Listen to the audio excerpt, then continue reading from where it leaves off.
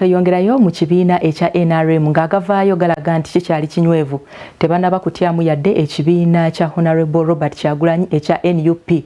Basekeredde abo abadde balowooza nti y'okuwandiisa ekibiina bwe buwanguzi bw'akalulu k'omwaka ogujja era beeraliikirivu ti singa Honorable Robert Kyagulanyi tawangula kalulu ekibiina kijja kusaanawo. Ye Minisita Namuganza avuddeyo n'ategeeza nga ekibiina kya NRM bwe kirina engeri gye kisirisaamu abavubuka naddala nga boogera ku nsonga ezibaluma.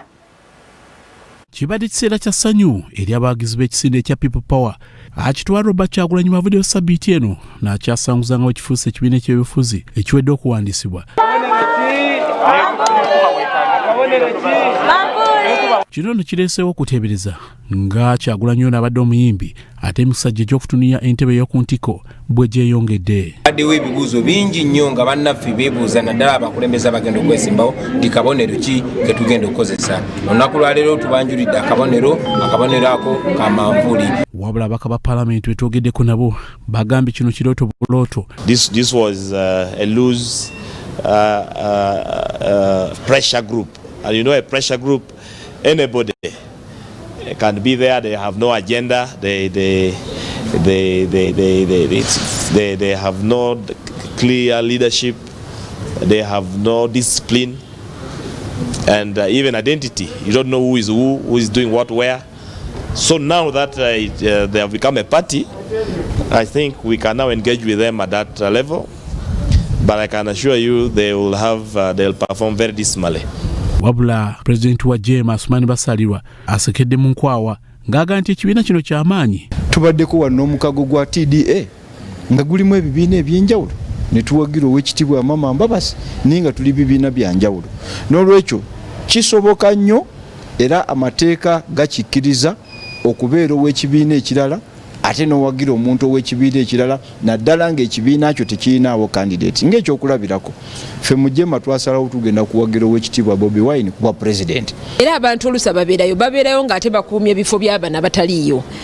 Kakati olaba nti buli aliyo abanga alina omugendo naye okulonda bwe kuggwa taba na mugendo. Lwaki? Olw'okuba abantu abaliyo bawagira ate eno NRM. Kati bo babeerayo oli ku mulaga kigumaza ng'ente esula ku kyoto ntino yeekumye muliro naye ng'ate yeefuluuta. Sinze mwogezi we omutongole kubanga banna abasookayo gye bali naye jajja okubeera. Kyokka Minisita omubeezi w'ettaka Patrice Namuganza ono tumusanze mu yafisi ye atuuse okutegeeza nga wabaddewo omulumulo obutonotono mu kibiina ky'NRM ekireetedde abavubuka abadde basinga obungi okwettanira ekibiina kya People Power. National Unity ate nabo bakimanyi ne bwenjogera bakimanyi abo baana baffe ate ngenda kutandika kuyitayo omu kuba abasinga obungi ebizibu byabwe mbimanyi. Ande ekibatutte eyo kwegamba linga omwana nnyina gw'alesaawo n'awankawanka ng'anoonya ebbeera ayinza n'okuyonkera omukadde nga temuli mata. Namuganza atuuse ne tutegeeza ng'eno y'ensonga emuviisizaayo okujja okwesimba ku ntebe ennene nnyo mu kibiina kino oluvannyuma lw'okukitunuulira nga abavubuka bangi ate wateekwa okubaawo enteekateeka ey'okubaza mu kibiina kya NRM. Kasita bali babaddewo nga mukadde wange Honorable Kadaga, Right Honorable, bibakozeeko ndowooza waliwo ebibulamu. Wokomba kunva nga waliwo omunnyo ogutatuuse bulungi oyongeramu. Njagala kwongera munnyo mu kibiina kyaffe. So natumiddwa abantu bagamba jangu obeere wano. Ate nzize ate siri ready kugamba nti mbatenguwa nedda. Ku Raso TV nze Grace Girinya ne Lyasa Jabi Omunyo.